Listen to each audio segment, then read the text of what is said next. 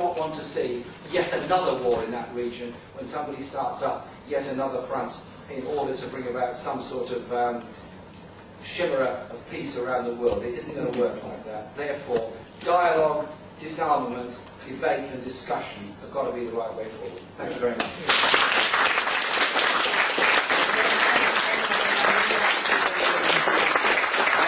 We'd love to have you for question and answer, but next time we will try and keep you for as long as we can. Thank you so much. Our next speaker is Vijay Mehta. He's president of VM Center for Peace. He's co-chairman of World Disarmament Campaign, and the floor is yours, sir. Thank you very much, and thank you, Sual, and Jerry, and Umar, and Society Outreach for inviting me to speak today here.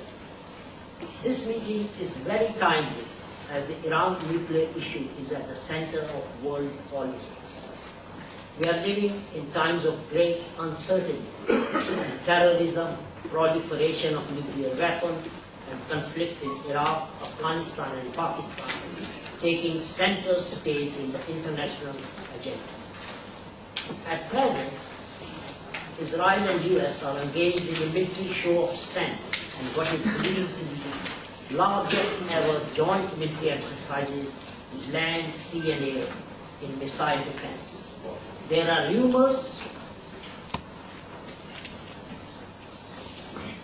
Can people hear at the back? No, you can't. Little louder. At present, Israel and US are engaged in a military show of strength in what is believed to be the largest ever joint military exercises by land, sea, and air in missile defense. There are rumors that this is in preparation of a military strike by Israel on Iran. Not long ago, Secretary of State Hillary Clinton said she was prepared to obliterate Iran. And today, French Foreign Minister Bernard Kouchner said that Israel could strike Iran if no satisfactory solution to the Middle East issue or to the nuclear issue is resolved.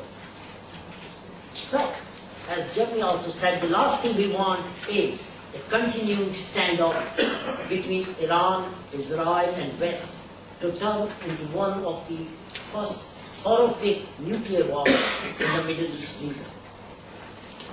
So today, Middle East is the precipice of nuclear proliferation.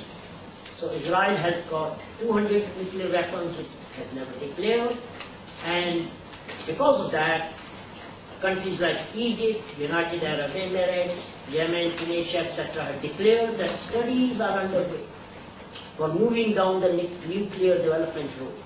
So there is so much mistrust and suspicion in the region. So let me just speak from the devil's advocate what the West, because the West sees the rise of nuclear Iran as a danger and security risk, not just to Israel, but entire Middle East. So what I intend to do in the next 5 or 10 minutes is to explore what is the stand of Israel between the Iran and the West. What are the alternatives about the stability in the region? And can the dream of a nuclear-free Middle East or weapons of mass destruction-free Middle East can be turned into reality? So what is the standoff is about?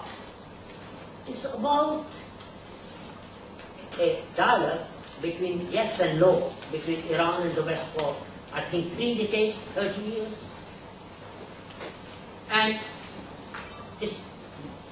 the main things to know is that it's hyped. The threat is hyped, totally hyped by the culprits, US, UK, France, etc. So what are the reasons, what are the arguments? Arguments are Iran is the has the third largest reserve of oil, second largest of gas. So why do they need nuclear power? Iran's answer is the oil is going to run out as it's running out in other countries, so they need nuclear power. And because they can sell nuclear power cheap, than the oil, and they can make more money on the oil, which makes sense. So, the second argument, Iran's got 6 reactors and sufficient uranium for 10 to 12 years. But you don't make an industry for 10 and 12 years. So the obvious reason is they must be doing, producing atomic, or trying to have the intention of producing atomic weapons. Iran has totally denied and said no, it's for enriching uranium, which is for civilian nuclear energy, as Germany as well said, which is within their rights of nuclear non-proliferation treaty. And the other, as people know it or maybe they don't know it, Iran does need uranium, low level of for to produce for the medical reactors they have got for cancer treatment and others. So the other argument put forward by the West is Iran's got 1,500 kilograms of uranium, which is enough for 2 bombs. Oh, big deal. When in the area, Israel's got 200 nuclear weapons, and the whole world is worried that Iran might take 2 atomic bombs. But again, the reality, as Jim was saying, is that if you are threatened, what else you need to do? What else can you do? So you will go to the path of low enriched uranium till you are threatened to a time and a place where you are going to produce nuclear weapons. The other report which recently came was that there is a secret enrichment facility in Guam, which President Obama said, and the rest, they are outraged. It's been not declared, The fact of the matter is that Iran voluntarily informed the IAEA, which is the International Atomic Energy Agency, of this facility long time ago. So, in other words, Obama lied that Iranians were covering up a secret nuclear facilities. Of course, there is something to be said about Iran, which that it should be a bit more open society, it should be a bit more transparent society, and we could do away without the rhetoric of the Holocaust denial and the tensions which are created unnecessarily. But what I want to see is Iran of the old times, which I love, because we as Indians have got a relationship with Iran going back 1,000 years or more, actually, when Iran was the center for trade, culture, commerce, literature and poetry, and I'm a fan of Jalaluddin Rumi.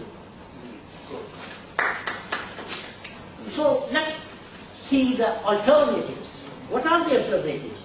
Engage diplomatically with Iran. Secondly, as everyone knows, Iran has got a right to civil nuclear energy. So I'll have to skip all that because I want to go to the ending. Because this, let me say that before I should have said before I started that the first thing I should do is forgive the organizers, because they're cut off from 15 minutes to 7 minutes or 8 minutes. So after forgiving them, now let me go back to my speech. I wasted 1 minute.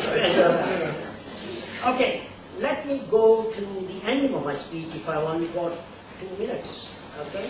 And people can read actually, there is about 67, 70 copies of the speech here. Okay? Alright. So let me just quickly say, because I was coming to what we should do, but which people can read there, is that there are hostilities on both sides. Because the Arab society is frequently motivated by fanatic and extremist interpretations of Islam, do indeed want to, well, means the same thing, to destroy Israel. Extremist elements in Israeli society, many of them equally motivated by a fundamental interpretation of the Bible, would violently oppose a withdrawal from the occupied territories. So the existence of these groups have further inflamed hostilities. I didn't find time to give my reasons for a nuclear weapon-free zone. Probably I can say something in the question answer time. So let me quote Hans Blix, the UN inspector, the weapons inspector, who said, and I quote, "I do not underestimate the problems of a zonal agreement. For instance, those of verification or outside assurances about security and supply of uranium fuel. Yet the Obama administration, with the support of many governments,